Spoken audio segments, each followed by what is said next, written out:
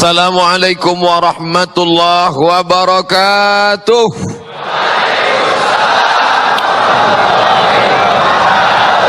Bersyukur kepada Allah dengan ucapan Alhamdulillahi Rabbil Alamin.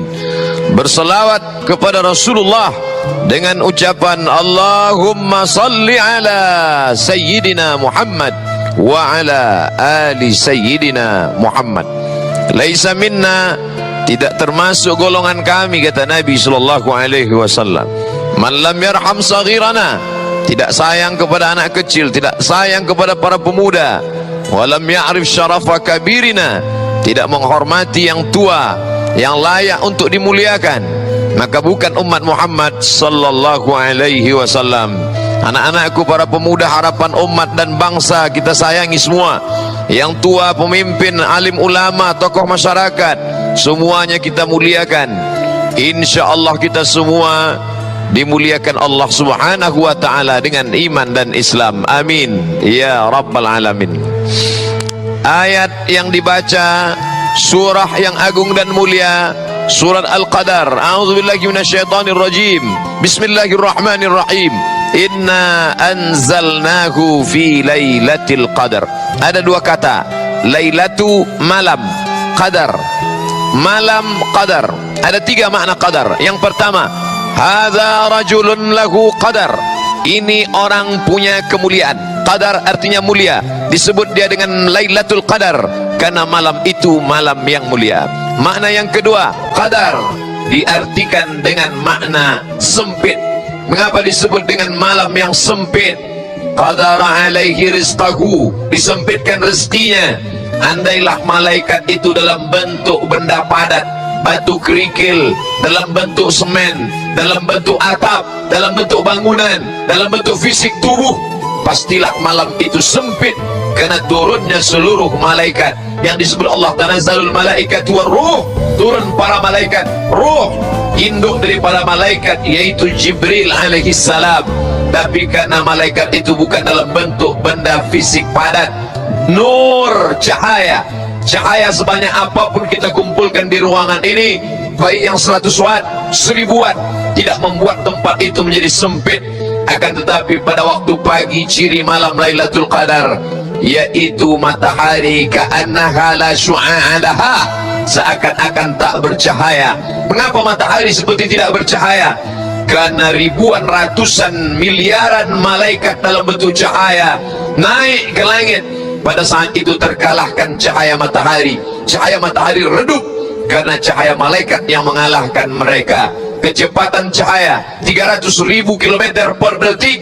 Begitulah perjalanan Isra dan Mi'raj Nabi Muhammad SAW bersama Burak. Burak juga cahaya, yakadul barqu yaqtafu absarahum, hampir saja cahaya itu menyambar mata mereka. Jibril dalam bentuk cahaya, jismun nuraniyun, bentuk fisik yang cahaya. Maka malam itu disebut dengan malam qadar karena kemuliaan. Malam itu disebut dengan malam yang sempit karena pada malam itu andai malaikat berbentuk fisik, tentulah dunia ini akan sempit. Yang ketiga, qadar diartikan dengan takdir. Inna kulla syai'in khalaqana biqadar, sesungguhnya segala sesuatu kami ciptakan dengan qadar. Allah subhanahu wa ta'ala tidak menyebut malam itu kapan. Allah hanya menyebut dia terjadi pada suatu malam.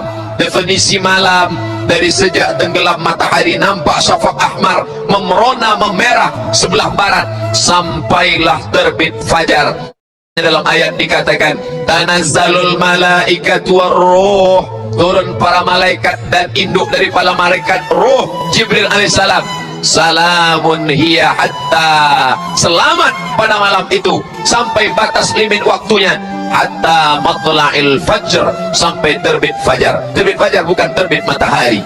Ada yang namanya terbit fajar, dan fajar ada dua, fajar sadiq, fajar kadhib. Fajar sadiq yaitu azan subuh berkumandang, lalu setelah itu barulah terbit matahari. Apakah malam qadar itu sampai terbit fajar atau sampai terbit matahari? malam qadar sampai terbit fajar. Selesai azan subuh, maka berakhirlah dia sesuai dengan ayat salamun hiya, selamat dia pada malam hari itu, selamat dari malapetaka, selamat daripada setan, selamat daripada kejelekan, selamat daripada keburukan. Dia dipenuhi dengan keselamatan. Maka umat Islam diminta berbondong-bondong meramaikan masjid, surau, langgar, musalla, meminta kemuliaan, kerahmatan, keberkahan dari Allah. Salam sampai kapan? Hatta matla'il fajr, sampai terbit fajar.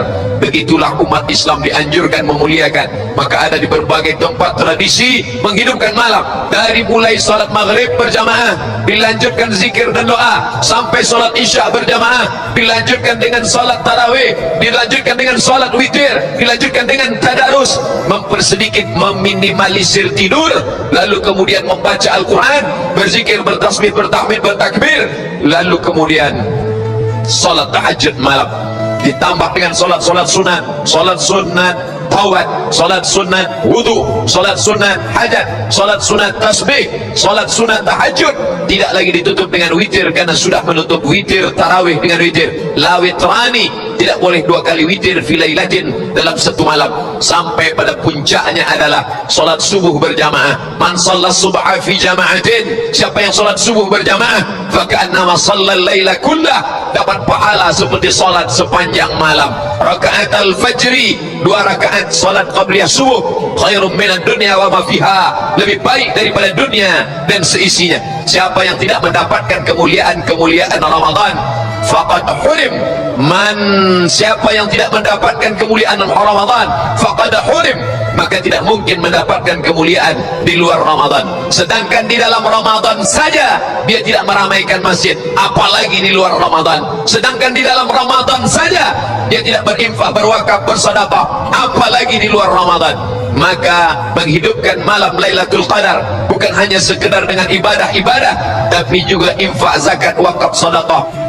Malam itu malam yang biasa-biasa saja, tapi ketika Allah Ta'ala turunkan Quran pada malam itu, maka malam itu berubah menjadi malam kemuliaan. Allah sebut sifatnya 2. Yang pertama, inna anzalnahu fi lailatin mubarakah, pada malam itu kami turunkan malam yang penuh barakah. Yang kedua, inna anzalnahu fi lailatul qadar, kami turunkan dia di malam qadar. Malam qadar, malam keagungan, malam kemuliaan, malam barakah. Orang Arab kalau ada onta turun ke suatu tanah, maka dia katakan baraka, baraka, onta yang turun ke tempat tanah. Maka turunnya onta, kulitnya bisa dijadikan sebagai alas tempat duduk, bulunya bisa dijadikan sebagai mantel jaket, susunya bisa dijadikan obat, bahkan kencingnya sekalipun diteteskan bisa menjadi obat. Lalu kemudian dagingnya sebagai makanan, dan onta sebagai kendaraan di tempat 8 hari 8 malam Nabi Muhammad SAW dari Makkah menuju kota Al-Madinah Al-Munawwarah. Maka onta yang turun di suatu tanah, orang Arab menyebut barakah. Maka kita selalu menyebut semoga berkah ya. Ada orang yang anaknya lahir, kita katakan barakallahu laka fil mauhub, semoga Allah berikan berkah pada anak yang baru saja lahir. Wa syakartal wahib, engkau menjadi orang yang bersyukur pada Allah yang sudah memberikan anak nagunugrah kepadamu. Wa ruzikta birrahu, semoga Allah Ta'ala memberikan berkah, anakmu menjadi anak yang berbakti. Wa balagha asyuddahu, semoga anakmu diberikan berkah sampai usia remaja dewasa dalam keadaan soleh dan solehah. Lalu ketika kita ada orang yang menikah, maka kita juga mintakan berkah. Barakallahu lakuma, semoga Allah berikan berkah pada kalian berdua. Wa baraka alaikuma, Allah berikan berkah pada kalian berdua dalam senang dan susah. Wa jama'a bainakuma fi khair, Allah berikan kalian kesatuan hati dalam kebaikan. Maka malam itu disebut dengan malam yang penuh barakah. Mengapa? Karena ada keberkahan yang hanya, bagaimana cara menghitung malam? Berapa jam sebenarnya malam itu? Apakah siang 12, malam 12? Bukan begitu cara menghitung malam. Malam dimulai dari sejak tenggelam matahari.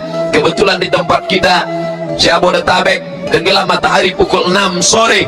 Lalu kemudian berakhir malam itu ketika azan subuh berkumandang, terbit fajar shadiq, lebih kurang pukul 4.30.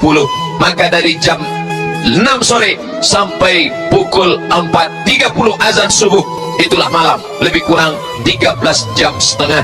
Jadi kalau ingin membagi sepertiga malam, kapan sepertiga malam yang terakhir? Waktu yang paling bagus munajat berdoa, waktunya salat tahajud Nabi Muhammad SAW. Mudah saja, 13 jam setengah dibagi 3, sepertiga yang terakhir itulah waktu yang paling utama, waktu afdal.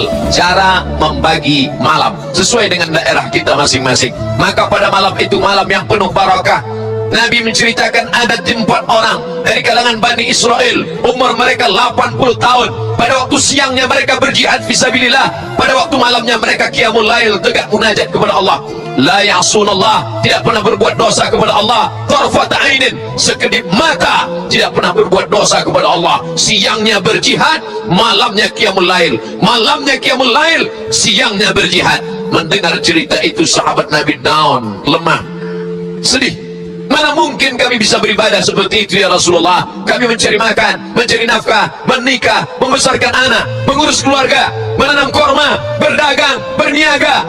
Lalu kemudian kami juga malam perlu tidur. Bagaimana mungkin kami bisa beribadah 80 malam? Mendengar itu Nabi terdiam. Allah Ta'ala muliakan umat ini, dimuliakan dengan turunnya surat Al-Qadar. Hai sahabat Nabi, hai orang beriman yang sedih mendengar cerita Bani Israel 80 tahun lamanya berjihad siang, qiyamul lail malam, tak pernah berbuat dosa. Allah turunkan yang lebih hebat daripada itu. Apa dia? Lailatul Qadri khairum min alfi syahri.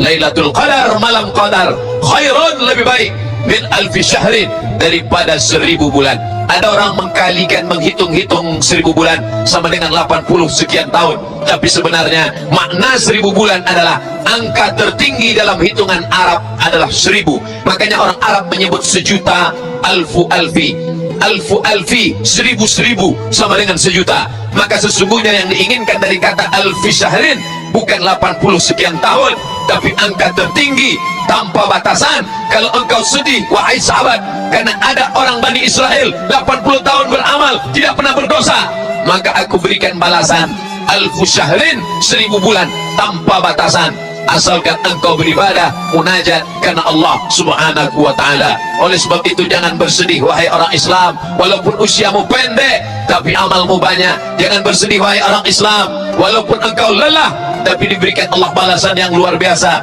Jangan berduka cita wahai orang Islam, dengan syarat kau muliakan malam-malam itu semuanya. Tapi Allah rahasiakan, dirahasiakan Allah, tidak ada yang tahu siapa yang dapat taubat nasuha.